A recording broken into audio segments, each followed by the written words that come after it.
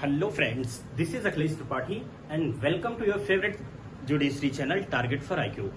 Friends, आज हम discuss करेंगे आपके राजस्थान जेलों से रिलेटेड एक आपका टॉपिक है या एक लॉ है जो आपके जेलों के थर्ड पेपर में है और वो क्या है, इंटरप्रिटेशन ऑफ स्टैट्यूट्स।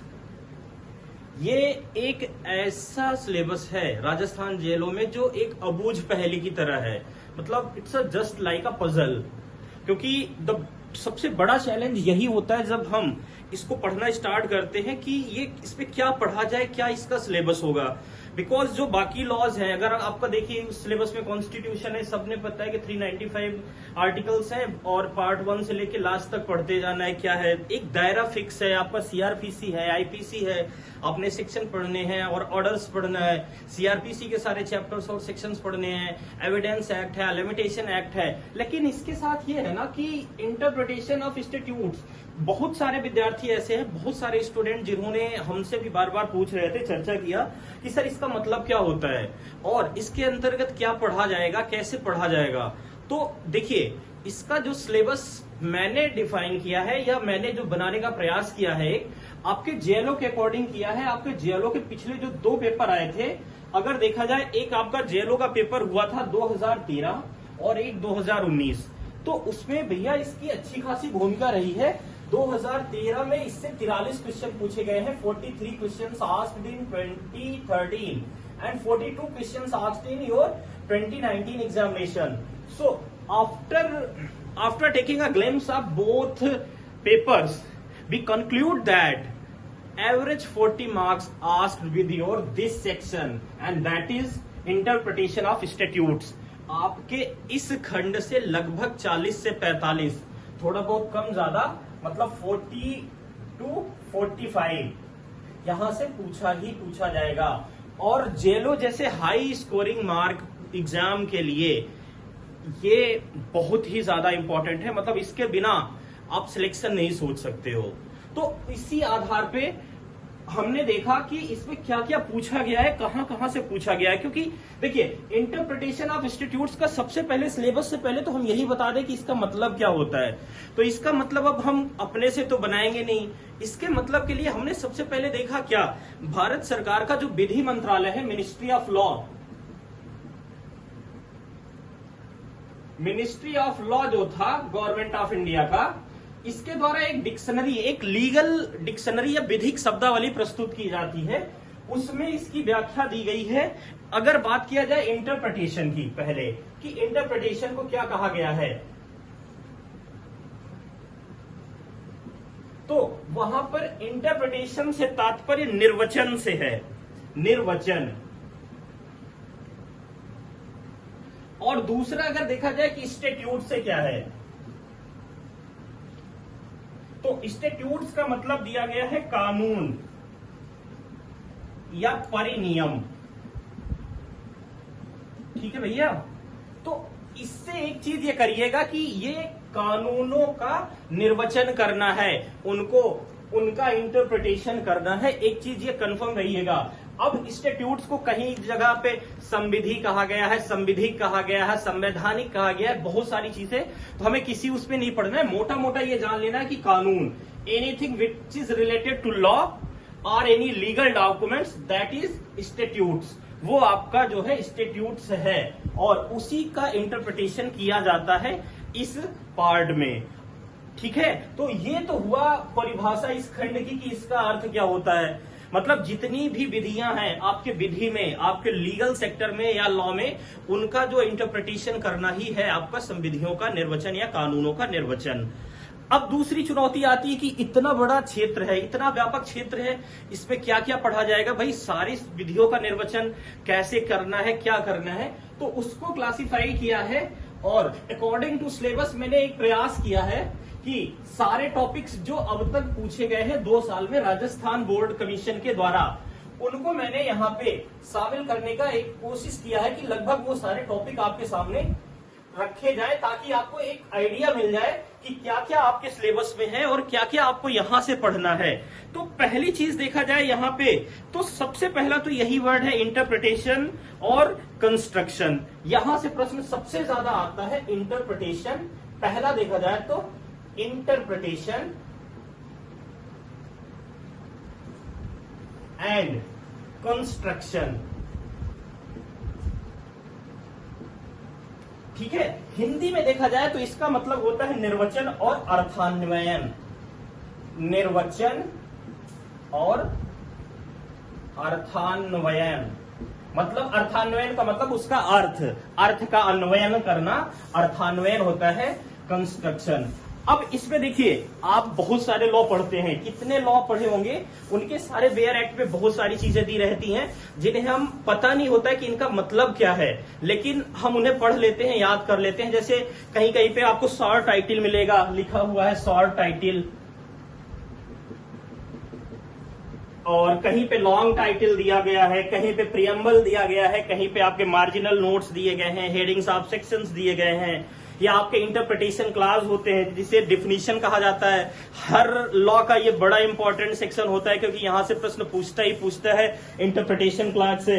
स्पेशली आपका सीआरपीसी, सीपीसी और एविडेंस, भैया कम से कम 5-7 क्वेश्चन रहते ही रहते हैं। प्रोवाइजोज आते हैं जिन्हें परंतुक कहा जाता है, या फिर इलस्ट्रेशंस होते हैं, बहुत सारे दृष्टांत या उदाहरण कहा जाता है जिन्हें, या आपके एक्सेप्शंस एंड सेविंग क्लॉज आ जाते हैं, एक्सप्लेनेशंस आती हैं, शेड्यूल्स आती हैं, पंक्चुएशंस आते हैं, या इंटेंशंस ऑफ लेजिस्लेचर, विधायिका का आशय। तो वो सारे चीज क्या होते हैं, उनका क्या मतलब होता है, कैसे यूज किया जाता है, इससे संबंधित जानकारी सबसे पहले हमें देखनी है।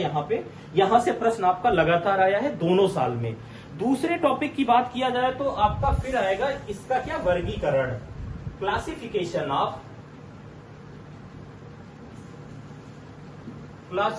ऑफ स्टैट्यूट्स, अर्थात कानूनों का वर्गीकरण।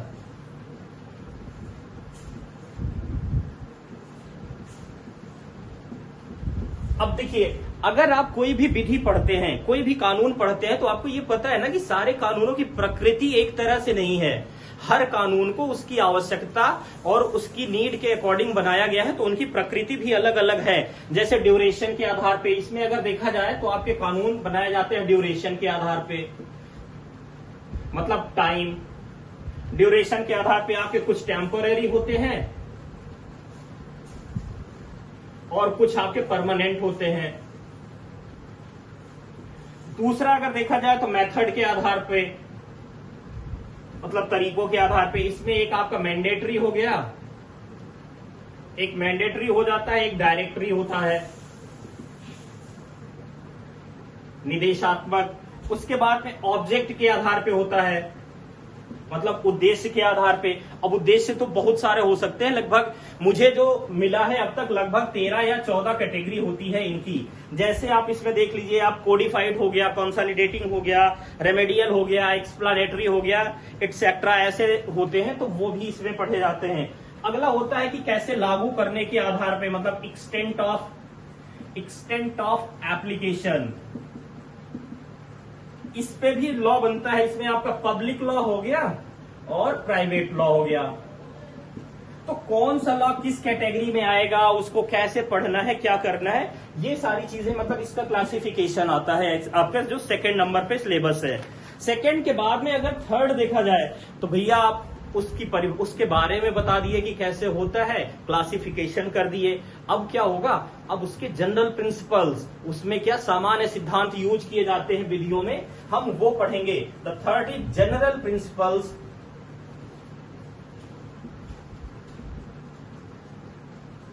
इंटरप्रिटेशन। निर्वचन के सामान्य सिद्धांत। तो यहां पे निर्वचन के जो सामान्य सिद्धांत दिए गए हैं, आप उसके बारे में पढ़ते हैं हम इसमें तीसरे नंबर पे। यहां पे अगर देखा जाए आपका कि निर्वचन के सामान्य सिद्धांत में किस तरह का है, तो जैसे भाई इसका शाब्दिक और व्याकरणिक कैसे होता है, उस तरह से जो सिद्धांत दिए जाते हैं, लिटरल और ग्रामेटिकल, या फिर रिस्ट वाला जो आ जाता है आपका, जैसे mischief rule, golden rule, harmonious construction. तो इस तरह से जो इनके प्रिंसिपल्स होते हैं उनके बारे में पढ़ना है। ये आपका टॉपिक नंबर थर्ड है, किसमें, इंटरप्रिटेशन ऑफ स्टैट्यूट्स में। ठीक है भाई। और इसके बाद अगर देखा जाए तो नेक्स्ट आपका जो टॉपिक हमें पढ़ना है इसमें वो है आपका बेनिफिशियल कंस्ट्रक्शन, मतलब हितप्रद अर्थान्वयन। आपका जो फोर्थ है वो है बेनिफिशियल कंस्ट्रक्शन, मतलब हितप्रद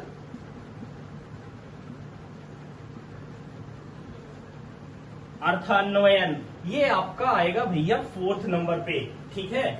और नेक्स्ट अगर फिफ्थ नंबर पे देखा जाए तो आपके दो जो स्ट्रिक्ट कंस्ट्रक्शन होते हैं, कठोर अर्थान्वयन, उनको पढ़ा जाएगा यहां पे, कठोर अर्थान्वयन।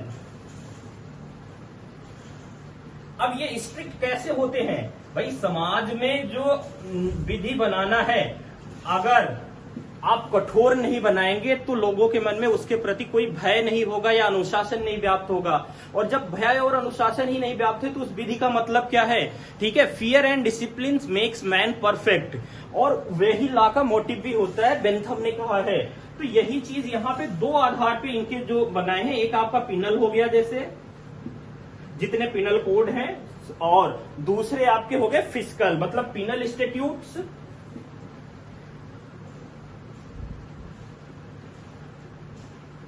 और दूसरा आपका हो गया फिजिकल स्टैट्यूट्स। फिजिकल में आपके टैक्स से रिलेटेड जैसे इनकम लॉ हो गया, आपका आईटी लॉ, ये सारे लॉ जो बनाए जाते हैं वो हो गया। पिनल में आपका जैसे आईपीसी ओपीसी हो गई, ये सारे आपके कानून आ जाते हैं। फिर उसके बाद में जो छठवां नंबर है आपका 6 नंबर पे टॉपिक आएगा साम्य विषय वस्तु कानूनों का निर्वचन। भाई पहले कठोर हो गया, अब आप साम्य का करेंगे, साम्य विषय वस्तु कानूनों का निर्वचन। तो इसमें आएगा इंटरप्रिटेशन ऑफ स्टैट्यूट्स इन पेरीमेटेरिया, मतलब पेरीमेटेरिया का इंटरप्रिटेशन, पेरीमेटेरिया का इंटरप्रिटेशन करना है आपका 6वें नंबर पे। तो ये आपके 6 टॉपिक हो गए। इसके बाद में देखा जाए अगर आगे, तो आगे और अभी हमारे काफी, मतलब इससे लगभग समझिए आपके लगभग 30% क्वेश्चंस कवर हो रहे हैं इन 6 टॉपिक्स में। आगे के कुछ और टॉपिक्स हैं जो आपके बहुत महत्वपूर्ण हैं। उनमें से आपका नेक्स्ट है, अगर 7वें नंबर पे देखा जाए तो 7वें नंबर पे है भैया संशोधनकारी समेकनकारी। 7th नंबर पे है संशोधनकारी समेकनकारी एवं संहिताकारी कानून।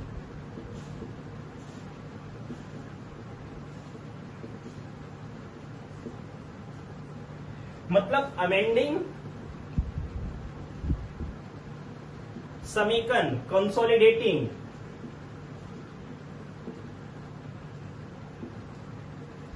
And कोडिफाइंग statutes.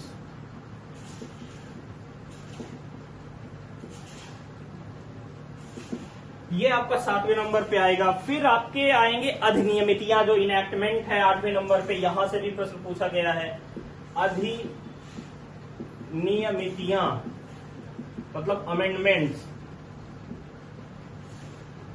अमेंडमेंट से भी आपके प्रश्न, सॉरी अमेंडमेंट्स नहीं, इनएक्टमेंट्स। इनएक्टमेंट से भी आप देखिए, इनएक्टमेंट भी दो तीन तरीके के होते हैं, जैसे आपके मैंडेटरी एंड डायरेक्टरी हो गया, या फिर कंजुगेटिव एंड डिसकंजुगेटिव हो गया। तो इस तरह से ये आपके इनएक्टमेंट्स आते हैं। फिर आपका आएगा निर्वचन के आंतरिक सहयोगी। अगला जो 9वां टॉपिक है वो है निर्वचन के आंतरिक सहयोगी और बाह्य सहयोगी। मतलब एड टू इंटरप्रिटेशन कौन कौन से?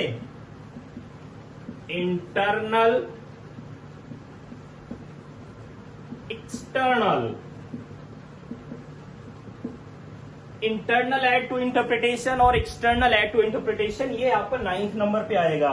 फिर 10 में आएगा अधिकारिता के संबंध में उपधारणाएं, प्रिजम्पशन रिगार्डिंग ज्यूरिसडिक्शन। जो 10वां है ये आपका एक एज ए लॉ स्टूडेंट बहुत ही इंपॉर्टेंट टॉपिक पड़ जाएगा, presumptions regarding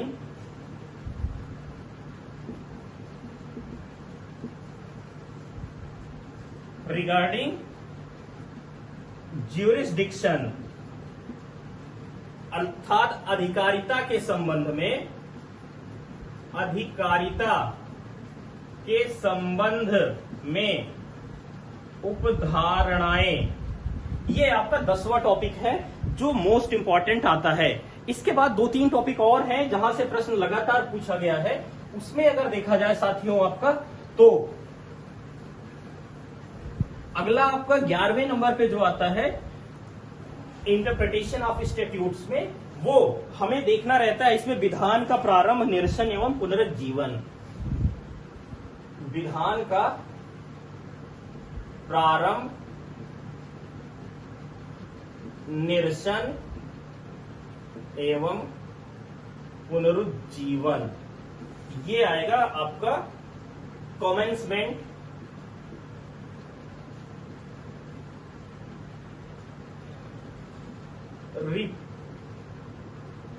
repeal and revival of legislation, ये आपका 11वें नंबर पे आता है। उसके बाद में अगर 12वें नंबर पे देखा जाए तो आपका कानूनों का भूतलक्षी प्रवर्तन अगला टॉपिक है। कानूनों का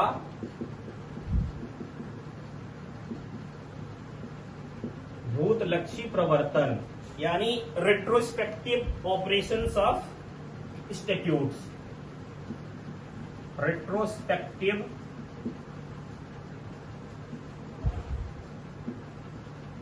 स्टैट्यूट्स, ये आपका 12वें नंबर पे आएगा। और इसके बाद में सबसे ज्यादा जो प्रश्न आता है, लगभग आपके पूरा मान लीजिए अगर जैसे 40% क्वेश्चन आ रहा है, उसमें से लगभग आपका जो 30% प्रश्न या 35% प्रश्न आ जाता है, वो है आपके डिफरेंट क्या मैगजीम्स, जो बहुत सारे मैगजीम्स है। और ये न केवल यहीं आता है बल्कि आपके डिफरेंट लॉज में आता है, आपने सीपीसी, एविडेंस, सीआरपीसी, हर जगह आपका ये आएगा। और वो है आपका क्या, निर्वचन के विभिन्न सूत्र, विभिन्न सूत्र मतलब मैक्सिम्स रिलेटेड टू इंटरप्रिटेशन। ठीक है, इसमें आपको कई सारी मैक्सिम्स है। देखिए ऐसे तो बहुत सारी अनगिनत मैक्सिम्स कही गई हैं लॉ के क्षेत्र में, क्योंकि लॉ कोई एक दिन की प्रक्रिया तो है नहीं, ये शताब्दियों से चली आ रही प्रक्रिया है, लगातार डेवलप की गई है। लेकिन इसमें से भी कुछ इंपॉर्टेंट जो मैक्सिम्स है वो बार बार आती हैं, उन्हें पढ़ना ही रहता है। जैसे अबर्बिस लेगिस नॉन एट रिसेंडम हो गया आपका, एक्विटस फैक्टम हैबिट कोड फेरी ऑपरेट, एक्विटस नॉनकम कन्वेरेंट लेगिस, या फिर आपका हो गया एक्विटस सेक्विटर लेजम, इस तरह से इक्वेटोरी इनकम्बिट ओनस प्रोवेंडाई, एक्वेसियो पर्सनलिस मर्टनर कम परसोना। तो इस तरह की जो मैक्सिम्स है इनको भी हमें देखना है, क्योंकि यहां से भी प्रश्न आ गया। काज का जन्स आ गया आपका जैसे, या फिर सेशंस रेसन लेजिस सेसेस इप्सा लेक्स हो गया, और आपका देखिए कॉन्सेटियंस एट एजेंटेंस पेरी पोएना प्लैंकटेटर। तो इस तरह से कई सारी मैक्सिम्स हैं, इनको भी कैटेगराइज करके एक सीक्वेंस में करना रहेगा, क्योंकि यहां से भी प्रश्न आता है आपका। उसके बाद में आपका एक देखा जाए तो लास्ट में आता है, जो ये भी इंपॉर्टेंट सेक्शन है आपका, ये है आपका संविधान का निर्वचन, जो आपका कॉन्स्टिट्यूशन ऑफ इंडिया है उसका इंटरप्रिटेशन करना। यहां से भी बहुत ज्यादा प्रश्न आता है, संविधान का निर्वचन, इंटरप्रिटेशन ऑफ कॉन्स्टिट्यूशन। तो इसमें भी इंटरप्रिटेशन जैसे बहुत सारे डॉक्ट्रिन्स दिए गए हैं। डॉक्ट्रिन्स ऑफ कलरेबल लेजिस्लेशन हो गया, पिथ एंड सब्सटेंस का हो गया, प्लेजर का हो गया, डॉक्ट्रिन ऑफ वेबर हो गया, डॉक्ट्रिन ऑफ इक्लिप्स हो गया, डॉक्ट्रिन ऑफ सेवरेबिलिटी हो गया, ऐसे बहुत सारे हैं। एक मैंने वीडियो बनाया भी है, आपको यूट्यूब में वीडियो मिल जाएगा अगर आप सर्च करिए, उसमें मैंने संविधान के सारे डॉक्ट्रिन्स ही कराए हैं, लगभग 14 या 15 डॉक्ट्रिन्स वहां पे कराए हैं। तो वो सारे उनका भी इंटरप्रिटेशन कैसे करना है, क्या करना है, ये भी आपके इस सिलेबस में आ जाएगा, इंटरप्रिटेशन ऑफ इंस्टीट्यूट्स। तो इससे आपका ये जो लास्ट के 2 टॉपिक है, इससे आपका न केवल ये पेपर 3 का इंटरप्रिटेशन ऑफ इंस्टीट्यूट्स कवर होगा, बल्कि साथियों इससे ब्लॉक के अदर पेपर जो है आपके, जो फर्स्ट पेपर है, सेकेंड पेपर है ना, वहां पे भी काफी मदद मिलने वाली है। इसके बाद देखा जाए तो 2 प्रश्न ऐसे आए थे जो यहाँ पे कहीं से नहीं दिख रहे थे। तो फिर मैंने जब उन्हें सर्च किया तो वो मिला कि वो आपका जो जनरल क्लॉज एक्ट है 1897 का, वहां से भी पूछा गया है इसमें प्रश्न। आपका जनरल क्लॉज एक्ट जो है,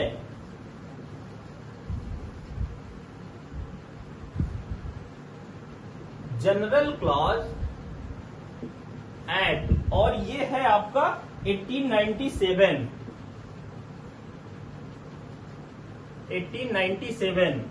साधारण खंड अधिनियम। यहां से भी एक आध प्रश्न जो है डायरेक्टली इनडायरेक्टली पूछा गया है।